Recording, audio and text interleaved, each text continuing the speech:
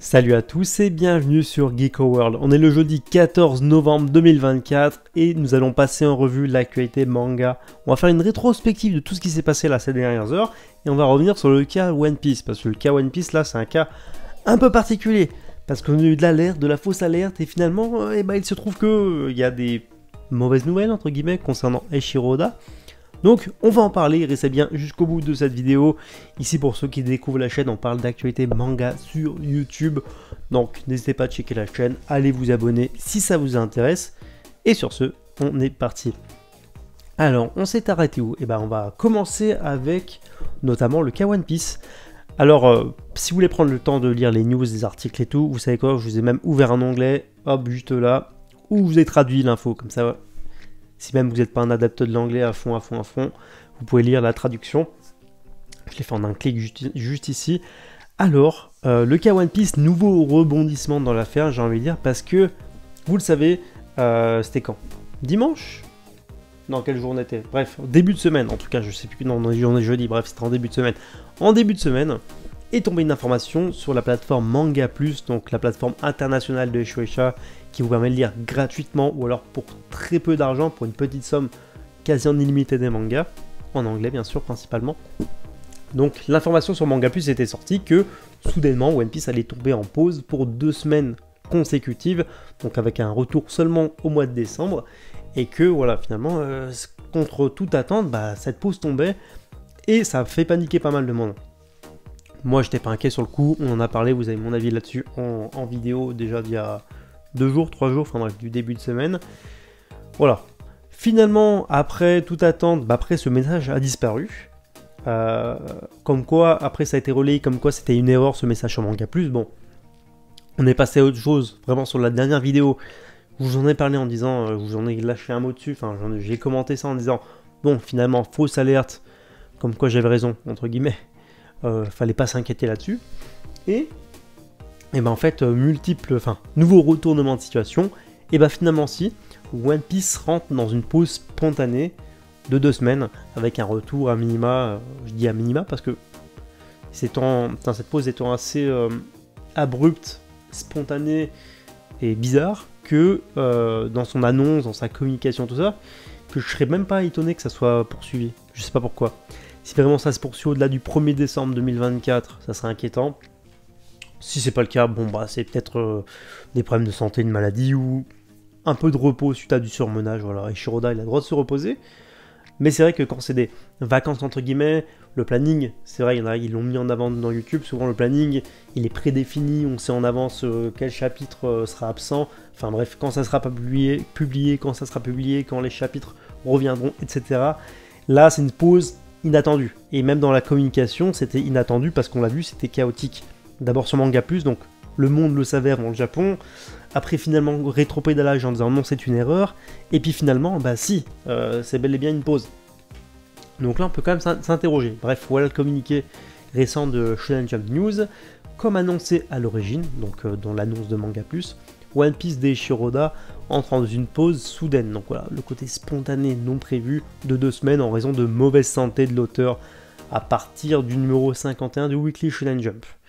L'info en soi, elle n'est pas spécialement rassurante, parce que là, clairement, noir sur blanc, c'est marqué mauvaise santé. Voilà, bon, à voir si... Il y a le droit, peut-être si c'est du surmenage, peut-être que c'est une maladie, peut-être que c'est un rhume qui se traîne. On verra, mais en tout cas, voilà, apparemment, c'est vraiment la mauvaise santé qui est mise en avant. La série reprendra dans le numéro 1 de 2025. Au Japon, la numérotation ne suit pas la même numérotation que les mois et les semaines différentes. Enfin bref, du coup, le premier numéro de 2025 sortira le 1er décembre. Il y a un petit décalage à chaque fois, mais c'est normal. Donc, à minima, on n'aura pas de One Piece avant le 1er décembre, mais je le répète, si vraiment c'est un état de santé grave, il n'y a pas de quoi paniquer pour l'instant, on verra bien. Puis il a le droit au repos, Eiichiro Oda. Mais faut pas s'étonner si par exemple la pause est prolongée. On verra, affaire à suivre. En tout cas, je voulais vraiment faire un focus là-dessus, vraiment un zoom et une aparté sur... ou un aparté, je sais plus, corrigez-moi en commentaire, sur la situation, parce que ça méritait d'être clair et clarifié, tout simplement. Blue Box va faire l'objet d'une adaptation en webtoon.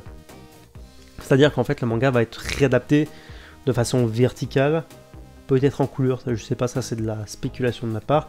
En tout cas il va être réadapté en version webtoon un peu si vous voulez, donc en version verticale, lecture verticale sur téléphone, sur l'application, en tout cas le service Jumptoon, service que je connaissais pas. Donc la distribution commencera à partir du mois de 2024. Il n'y a pas que ce manga là qui est concerné, mais voilà, il n'y a que Blue Box moi qui m'intéresse là-dedans. Dr. Stone Science Future, donc la dernière saison de l'anime qui commencera en janvier 2025, s'est offert un nouveau trailer ou une bande-annonce, appelez ça comme vous voulez.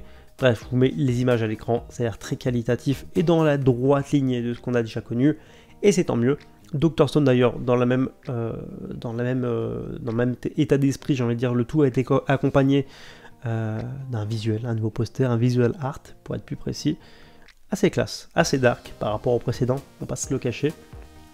Gintama, donc le manga qui fait quand même 77 tomes, hein, c'est conséquent, c'est même plus que Naruto, on a tendance à l'oublier, a dépassé les 73 millions de copies en circulation à travers le monde. Pareil, là aussi, c'est conséquent, on approche des 100 millions de copies, c'est monstrueux, sachant que c'est pas un des mangas les plus populaires à l'international. C'est une entité, enfin dire, c'est un phénomène au Japon, c'est une œuvre culte au Japon, mais en France, ça passe un peu inaperçu. Les ventes chez Kana ne doivent pas être extraordinaires. Oshinoko, vous le savez, le manga s'est terminé cette semaine. Mardi, au Japon, et ben on a appris que le manga avait dépassé les 20 millions de copies en circulation pour ses 16 tomes. Ce qui est bizarre d'ailleurs comme information parce que le 16e tome n'est pas encore sorti. Alors je sais pas comment ils ont pris en compte cette info. Est-ce qu'il n'y a pas une erreur? Je pense que c'est pour ces 15 premiers volumes. Et d'ailleurs, voici la couverture du tome 16 qui sera le dernier tome du manga et ça sortira en décembre au Japon. J'aime bien la couverture, ouais, clairement, elle est assez rayonnante. On a eu d'autres infos au sujet du Jump Giga de 2025, donc de cet hiver. Blue Box sera mis en avant donc, pour la couverture du manga, enfin la couverture du magazine. Concernant le manga qui sera mis en avant dans le lead color, donc c'est-à-dire la double page couleur d'ouverture, ça sera Black Clover, qui reviendra donc avec une nouvelle salve de chapitres. Il y a l'auteur de Mama Yuyu, c'est un manga assez intéressant qui s'est fait axe très rapidement, qui va revenir avec un nouveau travail, un nouveau projet, à voir si c'est un one-shot ou un manga court. Voilà. Pour rappel, par exemple, Jujutsu Kaisen avait été publié avec son volume 0, enfin l'équivalent de son volume 0 à l'époque dans le Jump Giga, et ensuite ça avait abouti à la série qu'on connaît, la série régulière, et un autre manga, donc un autre auteur, Green, voilà, je ne connais pas, c'est un autre auteur donc qui sera publié à nouveau dans le magazine. Concernant le Weekly Shonen Jump numéro 52, on a déjà eu des informations. Undead Unluck aura la couverture et le lead color, c'est très bien, ça le met en avant. News Exorcist Mienroboko et la nouveauté Sidecraft no Seichu Sueri obtiendront des pages couleurs. Voilà. Oshinoko, en parlant d'Oshinoko, il y a un truc assez intéressant. Je vous balance l'information. On est un peu en décousu dans la vidéo parce que je l'ai mal classé, mais bon, peu importe. Oshinoko, donc il y a eu une interview autour d'Oshinoko et Aka Akasaka, le scénariste, que vous connaissez déjà si vous regardez régulièrement mes vidéos, a révélé que finalement la fin n'est pas rushée, parce qu'il y en a qui ont crié au rush pour la fin. Je ne l'ai pas encore lu. Mais, parce que j'en suis au tome 12 à la publication française, mais lui apparemment il a vraiment poussé jusqu'au bout sa vision initiale. Donc en gros la fin correspond à ce qu'il avait pensé de base. Sa vision donc du début jusqu'à la fin sur l'œuvre aura été celle que vous avez lue. Il n'y a pas eu de changement ou d'influence du public ou de changement éditorial en interne ou de conseil ou quoi. L'œuvre Oshinoko, de la première page à la dernière page, et donc la vision de Aka Akasaka. Voilà, c'est bien à noter. Et toujours concernant Oshinoko, il faut savoir que voilà, le manga s'est terminé, mais par contre, il va y avoir une édition spéciale du manga pour son dernier tome qui sortira donc le 18 décembre. Voilà, j'ai plus la date exacte. Et l'édition spéciale aura 24 pages en plus. Alors, est-ce qu'il s'agira de dessins, de brouillons, de pages couleurs, d'interviews? Perso, je serais plus chaud pour 24 pages d'interviews, ça peut être méga intéressant. On en reparlera. On est jeudi, donc on va parler du Weekly Shonen Jump numéro 51, le classement. Qu'est-ce qu'on a eu de bien à commenter là-dessus? Kill Blue, 13e place. Voilà. Kill Blue, toujours pas en très grande forme en termes de classement, de popularité, c'est dommage. Hunter x Hunter, pour les nouveaux qui nous rejoignent, il est dans le fond du classement, mais c'est normal parce qu'en fait Shueisha le met là pour pousser les lecteurs du magazine, numérique ou papier, peu importe, à tout lire les chapitres et de tomber à la fin sur Hunter x Hunter. Voilà, ça augmente statistiquement les chances que des lecteurs accrochent à des nouveautés ou des mangas déjà publiés en cours. Astro Royal, un statut particulier parce que page cover, donc ça c'est normal. Akane Banashi, on n'a pas l'habitude ces derniers temps de le voir aussi bas, mais classé 11ème. Voilà, d'habitude il squatte plutôt le top 10, j'ai même envie de dire quasi le top 5. Là c'est inhabituel de le voir là, mais bon, voilà, ça lui fait pas de mal, on sait que le manga est en très bonne posture, donc il n'y a rien d'inquiétant. Ultimate Kiyoshi Exorcist, enfin Exorcist Kiyoshi, dans le bon sens, classé à la 10ème place, voilà, cette semaine. Pareil, c'est pas exceptionnel, c'est une petite remontée de souvenirs par rapport à la semaine dernière, mais les ventes apparemment du premier tome n'ont pas été incroyables, donc à surveiller ce que ça donnera. Mission no Sakura Family, 9ème. Kagurabashi, 7ème. Voilà, pareil, dans le top 10, là c'est plutôt habituel, fidèle à lui-même, j'ai envie de dire, pour le coup en termes de classement. Undead Unluck, classé 6ème. Il y a des belles performances en ce moment de Undead Unluck. Manga qu'on croyait mort, hein.